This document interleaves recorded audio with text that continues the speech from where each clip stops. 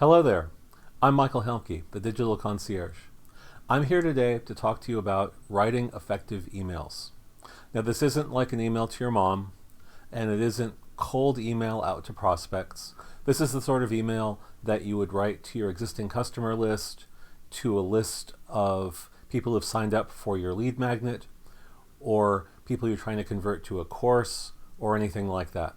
Basically, the groups of people in your world around your business whom you should be emailing on a regular basis. First, why email? Well, there's a lot of ways you can get your message out to your customers. You can put up billboards, you can go to networking groups, those are some extremes. You can do social media, which can work great. You can do paid ads online, which can work great. You can also do email. One of the things with email, unlike some of the other digital platforms, is with email, you control the platform. With social media, you never know how much organic reach you're going to get from your posts. And if you pay, well, it costs. So with email, you know you can email your list whenever you want and reach your entire list. They may not open, but you'll at least know that you've sent to them, so there's a chance that they'll open. Email, I think, is generally a distraction-free environment. With social, there's a lot of other stuff out there, other posts, cat videos. The social media platforms want people to stay on the platform, so they do everything they can to distract them and keep them there and keep them entertained. But with email, you're getting your message directly to your customer, and while they may not read it, they have a chance to read it without any other distractions, which is a plus. Lastly, email is a lot lower cost and higher engagement than other channels. Because you can reach, because you know you're able to reach so many people, and email is relatively low cost. For example, a penny per subscriber at the 10,000 subscribers at a time level isn't unheard of, versus paying per click, paying per send for social media ads and so forth. It's a much lower cost solution. Open rates are also quite a bit higher for email than they can be for social and other channels. So, why me? Why am I talking to you about this? Well, my whole business is helping life coaches, business coaches with their email marketing, helping other people on a consulting basis on their email marketing. I run a thrice weekly marketing and business growth tips newsletter. Comes out 3 times a week. It's fun, it's entertaining. I get good open rates on it, and I get reader feedback, like people saying they like my list. They read me where they don't read other people. And they're surprised because it's 3 times a week, which seems like a lot, but I don't get many unsubscribes. Now, I wanted to start by talking about subject lines. The email subject line is basically like your headline in a sales letter. The subject line is what's going to convince your recipients to open the email. It's one of the most important parts of the email, because if it's boring, if it doesn't say the right thing, people aren't going to open your email. So it's your only chance to get the email opened. You can use it to entice and beguile, use mystery, use surprise, be humorous, be different. Clickbait can work to a certain extent, but you want to be respectful of your audience. So understand your audience and use subject lines that you think would appeal to them, and test out your theories about that. And by knowing them, you're focusing on their needs and desires. What do they most want to hear about, do you think? What would excite them the most to get them to open? So the main thing with the subject lines, and really with any part of email, is experiment. Try different things, see what works, make changes along the way to make it better. Now let's go through some examples. From my past year or so of emailing out to my list, I've chosen first to show you some bad examples of subject lines. First up, days in the life just wasn't very interesting. I don't know what needs of the users it addresses. I don't know what it's trying to say. The email behind it was pretty good. I was kind of sad that one didn't work well because the email was good, subject line was kind of boring. Scammy SEO tactics that will get your website on the Google blacklist. I would read that email, But a lot of my list is not technical. They aren't web designers. They aren't SEO people. So while I want to know about stuff like that, my list of business owner types wasn't really that interested in it. Do you have a favorite electronic shopkeeper? Again, boring. I don't really know what it's saying. It doesn't really tease or hint at any great business revelation. And the email wasn't that exciting either. So it was kind of an off day for me. On the other side of things, subject lines that worked well: The Introvert's Guide to Business Networking. It happens that a lot of my list, or a good proportion of my list, are people who are also business networking geeks. And it turns out introverts. So they liked that one. That spoke to their needs a lot. Dreaming of Painless Content Creation. Well, I think a lot of people find creating content for social media kind of painful. And they know they should do social media, and they feel bad when they don't because everyone says they should, but it's a lot of work. So if there is a way to do it painlessly, you get the idea. Finally, LinkedIn scammers that make no sense. Spiritually, I think this is similar to the SEO scammers headline from the last slide, but as my list is more about business owners who want to get more leads, the LinkedIn hook is interesting, and it got better open rates. My favorite one, because, well, you'll see.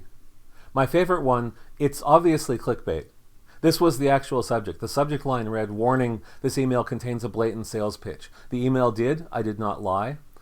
All of my emails, in fact, contain sales pitches, but this email was practically all sales pitch, very little value. And it got really good open rates and some pretty good responses. People did not suddenly unsubscribe. I think they thought it was kind of funny because I don't normally do clickbait headlines, but you have to mix it up and have fun. So the format I use for my emails is pretty straightforward. There's a hook. That's going to be generally one line. It's something that further entices the reader to read on. It's first line of the actual email. Then I tell a story, not like Goldilocks, but more something about business or something I've read or something interesting, something about the industry I'm talking about, just something that gets them thinking, gives out some value, gives some good tips. And then I transition to my call to action. CTA is normally a sales pitch, some product I have, some discount I have, some service I'm providing for money, but it may be as simple as asking a question and asking for the readers to email back to me, or follow this link to go take a survey, so market research. Then the signature section about me, my contact info, and then optionally a PS at the bottom where there can be a second call to action. You can also put Easter eggs down there, little funny comments. If you're just getting started and you're having trouble with the transition from story/value to the first call to action, you can put your primary call to action in the PS. There's nothing wrong with that. People like to read the PS, and so you'll get people even sometimes scrolling to the bottom just for the PS. And so, as I said, when you're starting out, it's okay to put your primary offer down there if you're having trouble with the transitions from story to pitch. Examples. Let me walk you through an example. This is an email I sent out a few weeks ago. I'm just going to go through it quickly and point out the different sections. Of course, we have the subject line, "Would your business survive being forgotten?" It plays on some fear, plays on some curiosity. How could your business be forgotten? How would you survive? What would that feel like? And so forth, thinking there. First line, "What if you woke up and no one remembered your business?" There's the hook.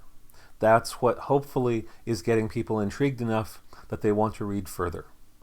The story continues. "I'm not taking name recognition or branding. What if all your current and past customers didn't remember working with you? How badly would that hurt your business?" Asking questions is good. They're answering them in their head. I'll have a link to the PDF associated with this video so you can read the whole thing yourself. Down at the bottom, story. We're talking about how frequently to send emails to your list. Ending, "Please don't let yourself be forgotten. If you want to talk about building an email strategy for your business, let me know. We can start out with a strategy call to talk about the opportunities, and then we can go from there." There's my pitch. The "please don't let yourself be forgotten." We're transitioning from being forgotten to "I'll help you. Here's my pitch. Here's my contact info. That's it, simple. This one did not have a PS. Okay, some final tips. Email length. The emails I send out to my list aren't terribly long. I keep them to 250 to 500 words. On average, they're running about 350 to 425, and that's a good fun length. People don't want to read a PhD dissertation as an email. Keep your sentences short. White space is good. You want it light. You want it simple. You want something that's easily digestible. If you want to get into heavier content, of course, consider a blog or an online course. Keep to a regular email schedule. Emailing when you feel like it isn't a good idea. Emailing randomly isn't a good idea. You can have special updates, but keep to a regular schedule so your audience knows when to expect you. Weekly works really well. Monthly, I don't think is enough. I look at it kind of like baseball. You want as many times at bat as you can get. 12 times a year, to me, is not enough to really get a sense of what your audience wants and what offers they'll respond to. 52 times a year, that's better. I'm doing 3 times that. Get an editor, not a text editor, a human that you trust and respect, who respects you, to read over what you're about to send out and tell you if it's good or not. Give them just a second set of eyes. It's very, very helpful. I love my editor. Use a professional email marketing platform to send out your emails, like a MailChimp or a MailerLite or an ActiveCampaign. Don't use Gmail. If you start sending mass emails through Gmail, Google will notice and they will admonish you at best and block your account at worst. You want to use a professional email marketing platform because it helps keep you from being identified as spam, and you are not spam. You're not sending out unsolicited emails. Everyone who's on your list has gotten added because you asked them and they gave permission, or they signed in through a form on your website or something. Those are the best ways to get them on there. Don't just start randomly adding people and then mailing them without them knowing you've done that. These platforms will help you do it right, and they'll give you unsubscribe links and open tracking and all kinds of goodness. You want to use a professional platform. Some more tips. Always have a sales offer in your email. Don't just send out value. Why? Well, you're training your audience if you're doing one or the other. If you don't send out sales offers and you suddenly do, they'll be surprised and you'll get more unsubscribes than usual. If you're always doing a sales offer, and in all of my emails there is some sort of offer, some sort of ask of the readers, then they get used to it. And a lot of them will ignore that, but when it's the right day and the moon's in the right position and the customer is feeling right, they will see that you are offering to solve a need they have right now, and they'll raise their hand and start a conversation with you. It's how sales works. It's how this whole email thing works. You keep them around, entertained, getting value, liking what you're doing, liking coming back to you. You're in people's heads, and the offer is always there. Different offer can be a different offer every time, and when it's the right time, they'll take it. No one will read your emails at first. This isn't meant to be discouraging. It's just truth. When you're starting out, you're probably not going to have a big list, and that's okay. You can write stuff and see how your small audience responds to it and get practice. This all requires a lot of practice if you're doing the writing. Not all the emails will be good. You'll have off days. You'll have topics where you misread your audience and you'll just hear crickets. You won't get anything out of it. That's okay. You keep trying. And be your weird self. It's important to let your personality shine through in your emails. It's important to have a point of view. It's okay to be polarizing in a productive way. Let your audience know who you are, what you stand for, and what benefit you provide to them. Be weird. It's okay. Humor is amazing too. That's it. I'm Michael Helmke, the Digital Concierge. You can go to that web link on the screen and sign up for my email list and get thrice weekly business building and lead generation tips. It's awesome. It's fun. You'll like it. I have fun writing it. I also do all this work for my clients, so if you need help with this or want to sign up for a free strategy call just to talk and see if this might work for you, let me know. I'm easy to find. Thank you. Bye-bye.